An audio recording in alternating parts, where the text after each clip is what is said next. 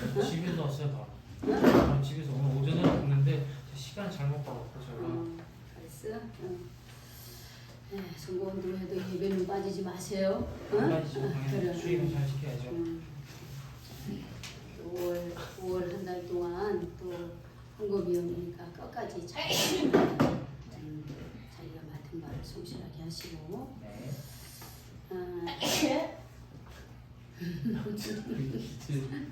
지겠어요. 우리 모든 사회와 공동체와 가정은 이 한 사람이 참 중요한 것 같아요. 한 사람. 한 사람이 중요해요. 가정에서도 예를 들어서 아버지 아니면 어머니, 교회에서도 목사, 또 어떤 학교에서도 교장 선생님, 사회에 나가면은 사장님, 또 나라는 대통령. 이런 한 분 한 분이 바로 서면 그 한 사람이 제대로 선 그 공동체는 살아납니다. 살아나요. 그러나 한 사람이 제대로 안 되면 그 가정이 어렵고 또 교회가 어렵고 또 회사가 어렵고 학교도 어렵고 나라가 어렵습니다. 그래서 한 사람이 참 중요한 거예요. 모든 공동체의 핵심 멤버인 이 한 사람. 한 사람이 어떤 사람이냐에 따라서 그 공동체에 엄청난 영향력을 미칩니다. 소수의 핵심 멤버가 바로 서야 되는 거예요. 여러분 바다의 소금 농도가 몇 프로인지 아세요? 그거는 여러분 상식적으로 알고 계시면 소금 농도는 3.5%예요. 3.5%가 되지 않아요. 그런데 그 3.5%의 소금 농도가 바다를 썩지 않게 유지시켜 준다는 거예요. 소수의 핵심 멤버들이 바로 서면은 그 공동체는 바로 서게 되어 있습니다. 한 사람이 중요합니다. 이 핵심 멤버가 여기에 있는 우리 한 사람 한 사람이 되시기를 축복합니다. 하나님이 기이 쓰시는 이 교회의 핵심 멤버 여러분들이 되시기를 바랍니다. 네. 우리 지난주에 우리 마포 지방에서 웨슬리 연합 집회를 했습니다. 월, 화, 수 이렇게 했고 저는 이제 화수 같지만 여러분들은 수요일밖에 안 왔지만 3일 동안 우리가 웨슬리 연합 집회를 하면서 다시금 또 우리의 신앙을 뒤돌아보고 또 주님 앞에 서는 귀한 시간을 가졌습니다. 감리교는 2월이 되면 전국적으로 5천 교회 정도 되는데 5천 교회가 되는 교회가 전국 개교회가 아니라 이 지방마다 웨슬리 연합 집회를 합니다. 5월 첫째 주에 우리 강사에 따라서 5월 첫째 주에는 내가 있고 둘째 주에는 우리는 셋째 주에 어디는 넷째 주에 어디는 6월 첫째 주에 이 5월을 중심으로 해서 연합 집회를 합니다. 웨슬리 연합 집회를 합니다. 왜 그러냐? 우리 여러분 이 감리교는 메소디스트 처치라 그래요. 메소디스트 처치. 처치는 교회잖아요. 메소디스트는 뭐냐면 규칙쟁이 이런 말. 규칙적이다 이 말이에요. 메소디스트가. 왜 메소디스트가 왜 생겼냐? 이 메소디스트 처치를 시작한 웨슬리 목사님이 옥스퍼드 대학을 다닐 때 규칙적으로 기도하고 규칙적으로 예배를 드리고 규칙적으로 봉사활동을 한 거예요. 그래서 저 사람들 메소디스트야 이런 거죠. 규칙쟁이들이야 그런 거예요. 나중에 이분이 영국 성공에서 쫓겨나면서 이 메소디스트 처치를 만든 거예요.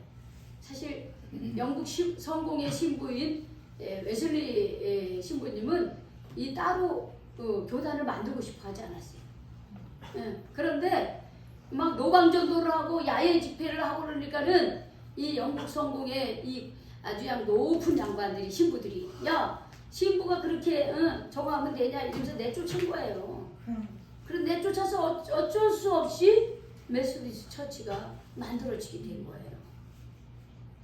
이분은 1790년도에 10월 7일 날 최후 설교를 하고 돌아가셨는데 이분은 51년간 5개 설교를 했습니다. 하루 평균 90마일 90마일인데 이게 1마일이 1.6km래요. 그래서 90마일이면 144km라는 거예요. 하루 평균 144km 이상을 말을 달리면서 복음 전도를 한 거예요. 일주일에 평균 15번 이상의 설교를 했고 51년간의 전도 활동에 있어서 그는 42,400회의 설교를 했고 25만 마일의 긴 전도 여행을 했습니다. 그때는 마차나 말을 타고 다녔어요. 그래서 그거를 계산해 보니까 하루에 144km를 달린 거예요. 참 어마어마하죠. 그만큼 어떻게 전도하는 일에 힘쓰고 많은 사람들에게 복음을 전했다는 거예요. 웨슬리의 복음 전도는 큰 성과를 거둬서 영국에서 미국으로 가서 메소디스트 처치가 사실은 미국에서 이제 시작을 합니다. 그리고 영국 성공회에서는 메소디스트 처치의 감리교인들에 대한 높은 존경심을 가지게 돼요. 저 사람들은 정말 하나님 말씀대로 사는 사람이 이렇게 칭찬받았다고 합니다. 그래서 교회 역사상 가장 뛰어난 설교가 중에 한 사람이 웨슬리 목사님입니다. 웨슬리가 설교를 할 때 많은 사람들이 죄악된 생활에서 벗어나와서 마음의 변화를 얻고 정말 회개하며 하나님 앞에 바로 서는 회개의 삶을 일으켰습니다. 어떻게 이렇게 가능할 수 있었을까요? 저는 요즘에 참 하루하루를 시작하면서 그 어느 때보다도 참 쉽지 않은 그런 그 하루다. 그동안 내가 살아온 삶을 돌아볼 때 이게 참 인생이라고 하는 게 참 만만치가 않구나 이런 걸 많이 느끼게 되고 육신적으로도 또 피로도 느끼게 돼요. 그런데 웨슬리 목사님은 이렇게 쉬지도 않고 말을 타고 다니면서 마차를 타고 다니면서 아마 요즘으로 하면 비행기 타고 차 타고 막 그렇게 다니신 거죠. 어떻게 이렇게 대단한 그런 열정을 가지셨는가? 바로 오늘 이 말씀 때문에 그런 거예요. 오늘 사도행전 1장 8절에 오직 성령이 너희에게 임하시면 그랬어요. 오직 성령이 너희에게 임하시면 너희가 뭘 받는다 그랬어요? 권능을 받는 권능을 받고 온 예루살렘과 온 유대와 사마리아 땅 끝까지 이르러 내 증인이 되리라 이렇게 말씀하셨습니다. 예수님도 성령을 받으셨습니다. 여러분 성령이 우리가 성부 하나님, 성자 예수님, 성령 하나님 이렇게 성부, 성자, 삼위일체 하나님을 우리는 믿고 있어요. 성령 하나님을. 그래서 성령은 하나님의 영이에요. 보이지 않는. 그렇죠. 보이지 않는 하나님의 영이에요. 우리가 성경을 라틴어로 스피리추어스라고 하고 히브리어는 루하우라고 하고 헬라어로는 퓨뉴마라고 합니다. 그런데 이 단어들의 공통점은 뭐냐면 숨, 바람 이렇게 말해요. 숨, 호흡, 바람 이렇게 얘기해요. 숨과 바람으로 얘기합니다. 그래서 우리가 사도행전 2장 2절에 보면 성령이 임하시는데 호련히 하늘로부터 강한 바람 같은 소리라고 했어요. 바람이라고 얘기 안 했어요. 바람 같은 소리가 있어요. 즉 성령이 얘기했다는 거예요. 3절에 보면 그것이 마치 불의 혀가 날름거리듯이 불의 혀처럼 갈라지면서 성령이 각 사람 머리 위에 임했다고 그렇게 표현하고 있습니다. 그러니까 성령은요 호흡처럼 어떻게 숨처럼 바람처럼 우리에게 임하시는 거예요. 우리에게 임하시는 거예요.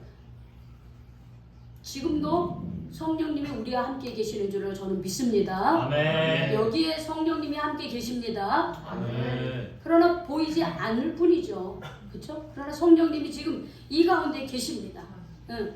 그래서 성령은 그 바람처럼 불처럼 호흡처럼 지금 우리와 함께 하시는데 그 성령은 바로 부활하신 예수님의 영, 하나님의 영을 말하는 겁니다. 그래서 예수님은 오직 성령이 너에게 임하시면 이렇게 시작하는 거예요. 여기에서 오직이라고 하는 말은 꼭 반드시 이렇게 얘기하는 거예요. 오직은 꼭 반드시 must 반드시 뭐뭐 해야만 되는 거예요. 그러니까 우리가 하나님의 자녀이고 예수님의 제자가 되는 사람은 반드시 뭘 받아야 되냐면 성령을 받아야 되는 거야. 성령이. 왜? 성령을 받아야만이 우리가 주님의 자녀인 것을 우리가 깨닫게 되고 확신하게 되고 주님의 자녀로서 삶을 살 수 있기 때문에 그런 거예요. 주님이 내 안에 계시는 자만이 그리스도의 영이 있는 사람만이 하나님의 자녀인 거예요. 그리스도의 영, 즉 성령이 우리 안에 있는 자만이 하나님의 사람이고 하나님의 자녀인 거예요. 그래서 주님은 반드시 성령 받기를 원하신 거예요. 왜? 성령이 우리에게 임할 때에 뭘 우리가 받는다 그랬어요? 권능을 받는다 그랬어요. 권능. 제가 예전에 이 설교를 한번 한 적이 있어서 기억나는 사람이 있을 텐데 여러분 이 권능이라고 하는 말은 그 원어로 두나미스예요. 두나미스. 근데 이 두나미스에서 다이너마이트라고 하는 단어가 바로 이 두나미스에서 파생된 말이에요. 여러분 다이너마이트를 만들고서 과학자들이 얼마나 그냥 기뻐했는지 몰라요. 그렇죠. 왜냐면 뭐 산이라든지 바위라든지 이런 걸 터널을 뚫을 때 이 다이너마이트 가지고 하거든요. 우리 조카가 그쪽으로 공부를 해가지고 대학에 가서 뭐 공사하고 뭐 도로 뚫고 뭐 암벽 뚫고 이 다이너마이트들 터뜨리는 기술이 있어요. 근데 이게 되게 위험해요. 그렇죠. 위험하죠. 그래가지고 우리 조카가 이게 중간에 경찰관으로 바꾼 거예요. 왜냐면 원래 자기 꿈이 경찰이 우리 큰언니 첫째 아들이 원래 경찰대학을 가고 싶었는데 그때 갑자기 홍수가 나는 바람에 좀 환경이 그래가지고 좀 점수가 떨어져서 원주에 있는 상지대학교 화공학과인가 그쪽으로 갔어요. 그래가지고 이쪽 공부를 했는데 이게 막 공사하는 데마다 다니는 거예요. 그 다이너마이트 터뜨리고 그 위험한 일을 나중에 공부해가지고 이제 경찰이 됐죠. 그런데 이 다이너마이트가 그만큼 힘 있는 거예요. 근데 여러분 이 다이너마이트를 만들면서 또 우리가 인류가 만든 게 또 있습니다. 뭘까요? 핵무기. 바로 핵무기를 핵무기를 만든 거예요. 그러니 이게 얼마나 무서운 겁니까? 그리고 얼마나 그 파워가 대단한 겁니까? 성령이 우리에게 임하시면 우리는 이런 권능을 얻는다는 거예요. 이 권능을 얻을 때 여기 보면 예루살렘과 온 유대와 사마리아 땅 끝까지 이르러 내 증인이 되리라 이렇게 얘기하셨습니다. 여기는 지역적인 거예요. 예수님 당시에 예루살렘은 이스라엘의 수도입니다. 그렇죠? 중심이에요. 예루살렘 수도예요. 이 수도를 거친 게 유대 땅이에요. 그 다음에 유대 사람들이 제일 가기 싫어하는 데가 사마리아 사람이에요. 왜? 그 사람들 혼혈족이라고 무시했어요. 그런데 하나님의 복음은 어떻게 하냐면 예루살렘, 유다 그들이 싫어하는 사마리아까지 가고 그리고 땅 끝까지 가는 거다. 그게 복음 전파를 그렇게 해야 된다. 이 지역적인 거예요. 그러니까 우리가 권능을 받으면 내가 싫어하는 사람에게도 복음을 전할 수 있고 내가 알지 못하는 사람에게도 복음을 증거할 수 있는 거예요.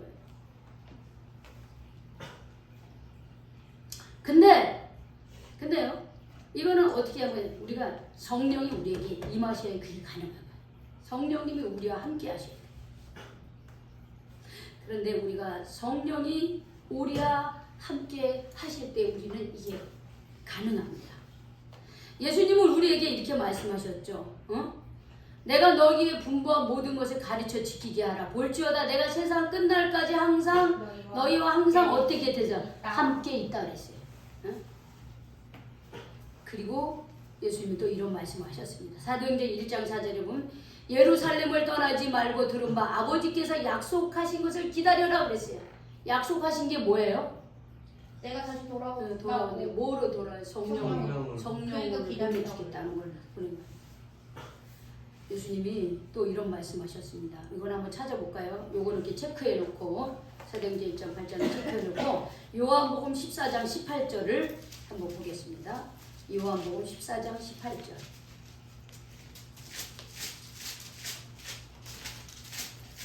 그 앞쪽에 있죠? 요한복음 14장 18절.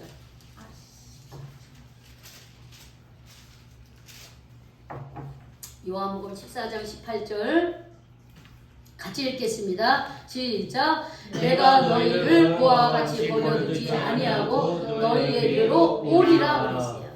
자, 16절 한번 읽어봅시다. 시작. 내가 아버지께 구하겠으니 그가 또 다른 보혜사를 너희에게 주사 영원토록 너희와 함께 하리니 그랬어요. 17절. 그는 진리의 영이라 세상은 이는 그를 받지 못하나니 이는 그를 보지도 못하고 알지도 못하느라 그러나 너희는 그를 아나니 그는 너희와 함께 거하시며 또 너희 속에 계시겠습니다 그랬어요. 아버지께 구한 게 뭐예요? 또 다른 보혜사를 너희에게 보내주기를.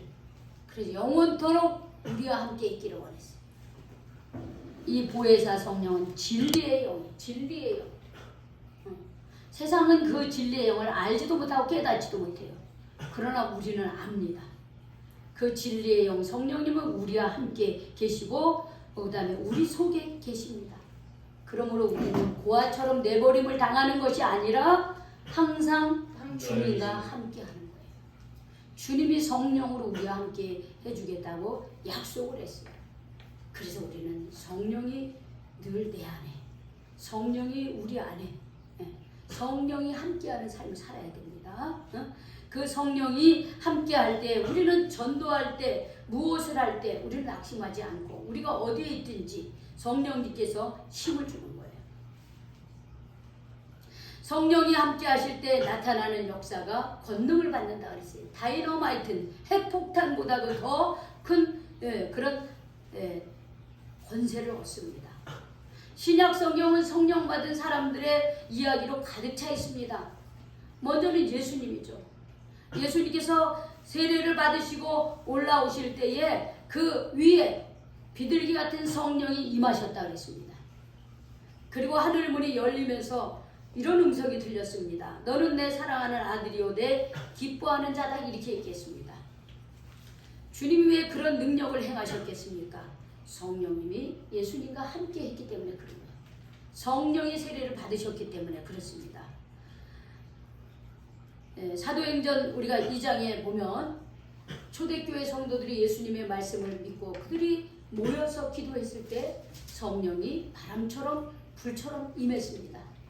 성령 받기 전에 제자들은 전부 다 도망가고 예수님을 부인하고 배신했지만 성령을 받고 난 이후는 제자들은 담대하게 많은 사람들 앞에 복음을 전하는 사람이 되었습니다.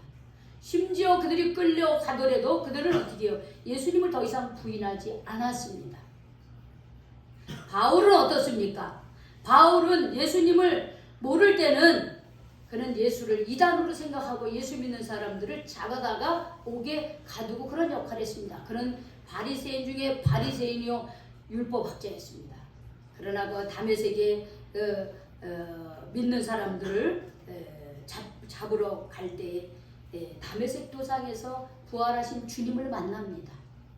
그러고 나서 바울은 어떤 사람이 됩니까?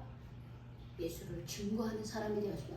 그 누구보다도 이 신약 성경을 기록을 하고 그 누구보다도 복음의 앞장선 바울의 전도 1차, 2차, 3차 전도 여행까지 하는 그런 놀라운 일들을 하는 사람으로 완전히 변화되었습니다. 바울 한 사람이요 이 신약 성경에 3분의 1을 썼습니다. 많이 썼다. 그럼요.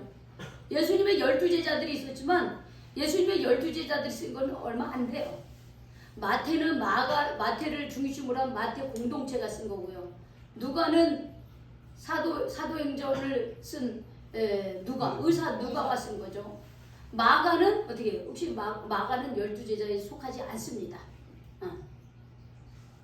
베드로의 제자죠. 베드로전서 후서는 베드로가 썼겠죠. 그 외에는 어떻게 해요? 다 거의 다 이 신약 성경의 3분의 1을 사도 바울이 기록을 했습니다. 한 사람이 중요한 한 사람이 성령 체험을 하고 한 사람이 예수님을 진정으로 만나니까요. 이렇게 완전히 달라졌습니다. 오늘 아까 서두에 말씀드린 존 웨슬리의 영적 체험도 마찬가지입니다. 웨슬리 목사님은요. 원래는 아버지가 영국 성공의 신부님이셨습니다. 지금 영국은 성공회라고 하는 카톨릭인데 성공회로 그들은 결혼도 할 수 있고 주교가 영국 사람이에요. 그러니까 로마 카톨릭하고 좀 달라요. 근데 카톨릭이긴 하지만 우리 감리교회는 그 영국 성공회에서부터 나왔어요. 왜? 웨슬리 목사님이 성공회 신부님이셨기 때문에 그래요. 아버지가 영국 성공회 신부 사무엘 웨슬리였고 어머니 수산나 웨슬리 사이에서 여러 형제들 중에 태어났습니다. 어려서부터 목회자 가정에서 태어난 어머니인 수산나에서 굉장히 철저하게 율법적인 그런 지도를 받습니다. 예배드리는 거, 성경 쓰는 거, 성경 읽는 거, 기도하는 이런 훈련을 어머니가 아주 그러니까 메소디스트는 어머니가 메소디스트였어요. 철저하게 규칙적으로 그렇게 가르쳤어요. 그거를 어려서부터 그렇게 교육을 받으면서 성장을 했어요. 성경 보고 기도하고 교회 출석하는 일이 어려서부터 아주 몸에 뱄습니다. 아주 자연스러운 삶이었어요. 그러나 웨슬리는 교리적이고 형식적인 믿음 가운데에는 있었지만 구원에 대한 확신은 부족했습니다. 나중에 아버지를 따라서 웨슬리는 옥스포드에 들어가서 공부를 해요. 가가지고 신학 공부를 하고 철학 공부를 하고 또 나중에는 교수도 되고 그래요. 그럼에도 불구하고 그의 마음에는 그런 것들이 형식적이고 교리적이고 이런 거는 있는데 마음의 뜨거움은 없었어요. 내가 확실히 구원받았다라고 하는 구원에 대한 확신은 부족했습니다. 머리로 신앙생활을 한 거죠. 머리로는 이해가 됐습니다. 그리고 마침내 웨슬리는 미국의 조지아주로 인디언 선교를 하러 갑니다. 그게 약 2년 4개월을 가서 내가 미국에 있는 그때는 이제 영국의 식민지예요. 미국이. 그래서 내가 가서 원주민들을 잘 선도하고 그들에게 복음을 전하리라 그러면서 갔습니다. 그런데 가가지고는요 열매를 맺지 못했어요. 그가 출발하고 시작했던 그 마음대로 되지 못했습니다. 그래서 2년 4개월 만에 다시 이제 돌아와요. 돌아오면서 웨슬리의 일기에 이런 글이 있습니다. 자, 그럼 주보를 좀 참고해 볼까요? 제가 이걸 써놨어요. 자, 주보에 여러분 주보 있죠? 주보를 읽어가면서 좀 설명을 하겠습니다. 자, 제가 먼저 했으니까 제가 먼저 읽고 이렇게 은혜부터 이렇게 제가 먼저 읽을게요. 오늘은 감리교 창시자인 존 웨슬리 목사님의 287주년 해심주일입니다. 웨슬리는 영국 국교인 성공회 신부인 사무엘 웨슬리와 어머니 수산나 웨슬리 사이에서 태어났다. 어려서부터 목회자 가정에서 태어난 어머니 수산나의 청교도적인 믿음 가운데서 성장했기에 성경을 보고 기도하며 교회에 출석하는 일이 어려서부터 자연스러운 삶이었다. 그 다음에 은혜가 그러나 존 웨슬리는 교리적이고 형식적인 믿음 가운데서 구원에 대한 확신이 부족하였다. 자신의 노력으로 하느님 앞에 의롭게 되고자 애쓴 사람이었다. 옥스퍼드 대학에서 신학을 배우고 신부가 되어 미국의 조지아주에서 2년 4개월을 인디언 교사를 선교하였으나 아무런 열매를 맺지 못하고 고국으로 돌아가면서 다른 사람을 회심시키기 위해 아메리카로 떠났던 나는 아직까지도 하느님 앞에서 회심하지 못했다는 사실을 깨닫게 되었다. 나는 땅끝까지 가서 이것을 배웠다. 나는 하나님의 영광에 이르지 못했고 내 마음은 구석구석이 온전히 더러워졌다.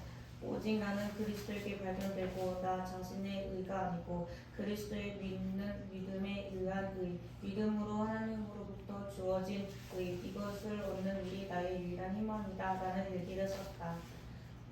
낙심한 마음으로 올더 스케이트 거리에 있는 수요 모임에 참석했다. 그 다음에 1738년 5월 24일 올더 스케이트 거리에 있는 한 집회에 참석했다. 한 사람이 루터의 로마서 서문을 읽고 있었다. 저녁 9시 15분경에 그가 그리스도 안에서 있는 믿음을 통하여 하나님께 마음의 변화를 일으키시는 일을 설명하고 있을 때에 나는 내 마음이 이상스럽게 뜨거워짐을 느꼈다.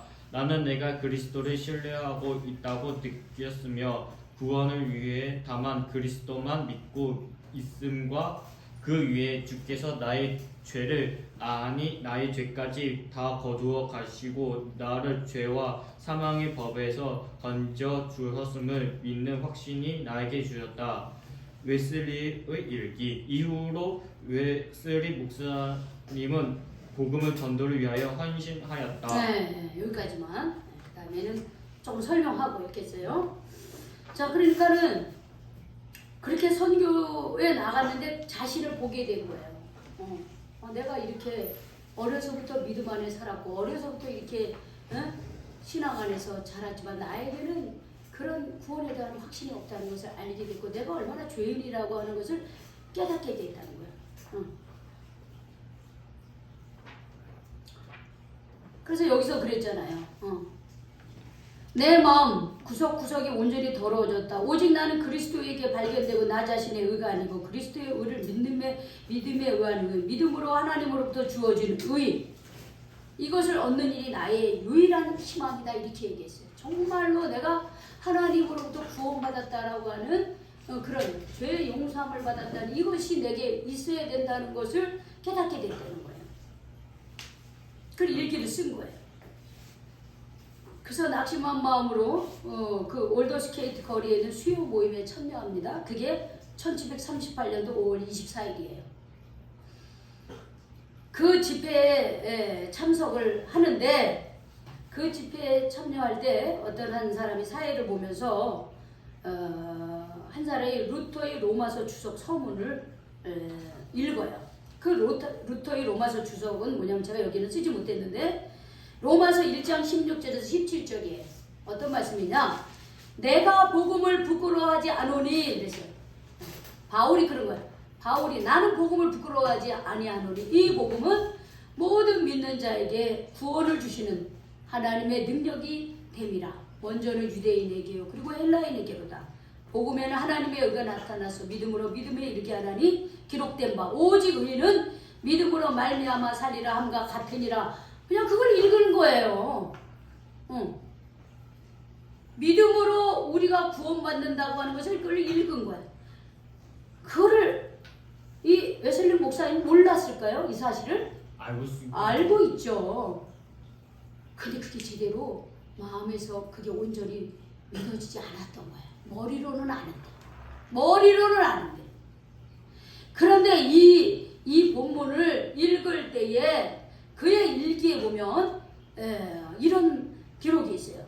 오후 9시 15분경에 루터의 변화를 설명한 것을 듣고 있는 동안 나는 내 가슴이 이상하게 뜨거워지는 것을 경험해. 이때 처음으로 불같은 성령이 말하자면 웨슬리 목사님의 마음이 임한 거예요. 그 말씀을 들을 때에. 그리고 내가 그리스도를 신뢰하고 있다고. 내가 지금 신뢰하고 있구나. 내가 안 믿는 게 아니구나 하는 걸 깨달은 거예요. 믿고 있거나. 확실히 믿고 있다는 걸 깨달은 거예요. 구원을 위해 다만 그리스도만 믿고 믿음과 그의 나의 죄를. 아니 하나님께서 예수님께서 나의 죄까지도 다 거두어하시고 나를 죄와 사망의 법에서 건져 주셨음을 믿는 확신이 나에게 생겼다는 거예요. 내가 그렇게 된 게 아니라 누가 그렇게 믿게 해준 거예요? 성령님이 그렇게 믿게 해준 거예요. 나는 그런 믿음이 있다고 머릿속으로 생각을 했는데 내가 그게 없는 것 같아. 그런데 이 말씀 로마서 1장 16절에서 17절 말씀을 읽을 때 마음이 뜨거워지면서 믿음으로 내가 의롭게 됐다라고 하는 구원의 확신을 얻게 됐다는 거예요. 이후로 웨슬리 목사님 이렇게 삽니다. 그 다음에 읽어보세요. 동현이가 그가 전도를 위해 말을 타고 여행한 거리는 지구를 2바퀴 반이나 되는 거였으며 거리에서는 교회에서는 행한 설문을 5만 번이 넘는다고 합니다. 존 웨슬리는 1790년 10월 7일 최후의 설교를 하기까지 51년간 5개 설교를 하였으며 하루 평균 90마일 이상을 말 위에서 보냈으며 일주일에 평균 15회 이상의 설교를 하였다. 51년간의 전도 활동에 있어서 그는 42,400개의 설교를 하였고 25만 마일의 긴 전도 여행을 그렇죠. 했다. 옳게 됐어요. 사람으로서는 불가능한 이렇게 엄청난 그런 일을 하셨다는 말이에요. 수많은 사람들을 하나님께로 돌아오게 했다는 거예요. 이게 성령이 임하시니까 그동안 그 공부했던 모든 것들을 알고 있는 지식이 총동원이 되어서 이렇게 많은 사람들에게 쉬운 설교를 하고 구원의 메시지를 전함으로 수많은 사람들이 하나님 앞에서 회개하는 역사가 일어났다고 하는 거예요. 자, 그 다음에 한번 읽어봐. 웨슬리의 복음 전도는 큰 성과를 거두었는데 교회 역사상 가장 뛰어난 설교가 중에 한 사람이었던 웨슬리의 설교에 의하여 많은 사람들이 지난날의 제약된 생활에서 벗어나도록 마음과 생활에 가득 커다란 변화를 일으켰다. 웨슬리 목사님은 진정한 한 성령의 사람이었다. 그렇죠. 웨슬리 목사님 한 명이 정말 뜨거운 성령을 체험하고 나니까 이런 일들을 하고 마침내 메소디스트 처치라고 하는 감리교가 시작이 되었습니다. 그렇죠. 우리는 메소디스트 처치야. 규칙쟁이 교회. 규칙적으로 예배드리고 기도하고 성경 읽고 피사하고 그렇게 경건한 삶을 규칙적으로 해야 된다는 거예요. 웨슬리 목사님 한 사람이 성령에 붙들린 사람이 됐습니다. 한 성령의 사람이 되었어요. 그랬더니만 하나님은 그 한 사람을 통하여 영국을 살리고 미국을 복음화하며 세계 곳곳에 복음을 전하도록 했습니다. 여러분, 1738년이 이때가 이제 18세기잖아요. 이 18세기에 프랑스에는 엄청난 일이 일어납니다. 프랑스 대혁명? 그렇죠. 오, 프랑스 대혁명이 일어나는 거예요. 자, 영국은 메소디스트 처치 운동, 회개 운동, 복음 운동으로 인하여 많은 사람들이 탄광촌에 있는 사람, 감옥에 있는 사람들이 회개하고 막 수많은 사람들이 막 그 타락해서 살던 사람이 회개하고 하나님께로 돌아왔어요. 그래서 이런 피해 혁명이 일어나지 않았습니다. 그러나 프랑스는 어떻게 대혁명, 프랑스 대혁명이 일어납니다. 왕정 정치를 물리치고 수많은 피를 흘리면서 어떻게 대혁명이 일어났습니다. 피를 흘리는 혁명이 프랑스에서는 일어났다면 영국은 피를 흘리지 아니하면서 예수님의 피로 어떻게 회개 운동이 일어났다는 거예요. 그게 누구 때문에 그래요? 처치. 저 제일 저는 웨슬리. 철칙 성령 받은 한 사람. 전 존 웨슬리 목사님 한 분으로 인하여 피 흘리지 않고 영국은 혁명을 했다라고. 그렇게 사회학자들은 그렇게 말을 하고 있습니다. 지금도 마찬가지입니다. 지금도 우리 주님께서는 오직 성령이 너희에게 임하시면 너희가 권능을 받고 예루살렘과 온 유대와 사마리아 땅 끝까지로 내 증인이 되리라 이렇게 말씀을 하십니다. 이 약속을 믿고 제자들과 120명의 성도들이 함께 모여 기도하기를 힘썼을 때 성령이 임하셨습니다. 그러면서 초대교회가 시작이 됐습니다. 웨슬리 목사님이 성령으로 뜨거워질 때 감리교를 세우고 세계는 나의 교구다라고 말씀하시면서 세계 곳곳에 복음을 전파했습니다. 이제 누구 차례일까요? 그렇죠. 내 차례. 응? 우리 한 사람 한 사람이 하나님의 영, 성령에 붙들림 받은 사람이 돼야 됩니다.